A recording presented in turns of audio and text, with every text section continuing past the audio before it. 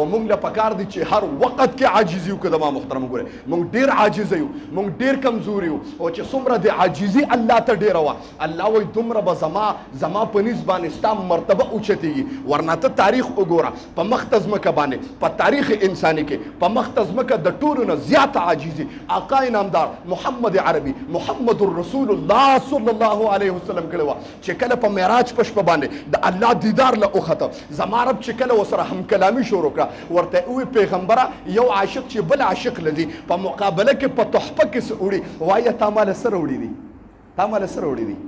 نبی علیہ الصلوۃ والسلام مبارک ورته جواب څه کوي؟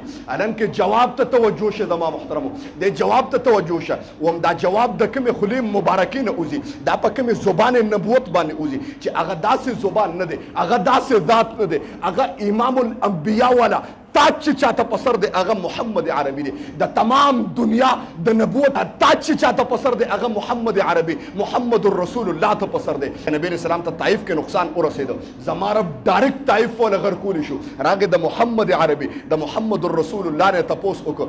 جبريل راغی د الله رسول ته نقصان نه رسېدلی دی، و زما رب انتهایی په جلال کې راغلی دی، خو لیکن ستا امر ته منتظر دی چې ستا د خولې مبارکې نه کوم شیرین لفظ اوځي. زما پیغمبر فرمایل نه قسم دې ما د الله د رضا دپاره معاف کړي. ټول څوک سره سبحان الله وایي. زما د پیغمبر نه زما رب تپوس کوي داسې ذات دی. او چې کله ورته الله وایي محبوبه څه دې راوړي دي، ماله دې څه راوړي دي، د نبی علیه السلام مبارک د طرف نه جواب وره.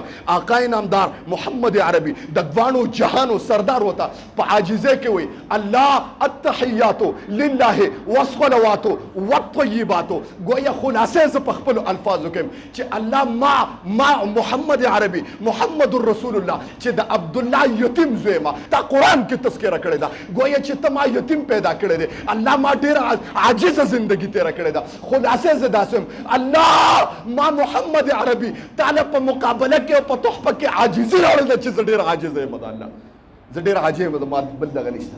گویا چې محمد عربي چې د دوانو جهانو سردار دی زما محترمو. او زما رب وفرمایل وایي چې کله د قیامت ورځ شي دنیا به ما رضا کوي، ټوله دنیا انبیا به ما رضا کوي، لیکن زه رب به یو کس رضا کوم چې هغه دا محمد عربي محمد رسول الله دی ټول صلی الله. وما د هغې خبره کوم زما محترمو. نو خبره مې دې پورې کوله چې دوه کارونه ځان وساته. نبی علیه السلام نه تپوس شي د الله رسوله مختال څه شی دی؟ نبی علیه السلام مبارک ورته وفرمیل دا تکبر د خپل نفس اوچتول، په د تکبر نه ځان ساتل زما محترمو په دغه ورځ باندې. او دویم نمبر چې ځان ساتل د دغه نه په دې باندې ځان ساتل چې ځان د ګناهونو نه بچ کړي زما محترم.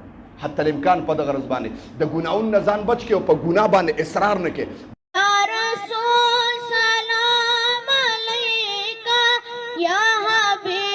سلام علیکہ سلام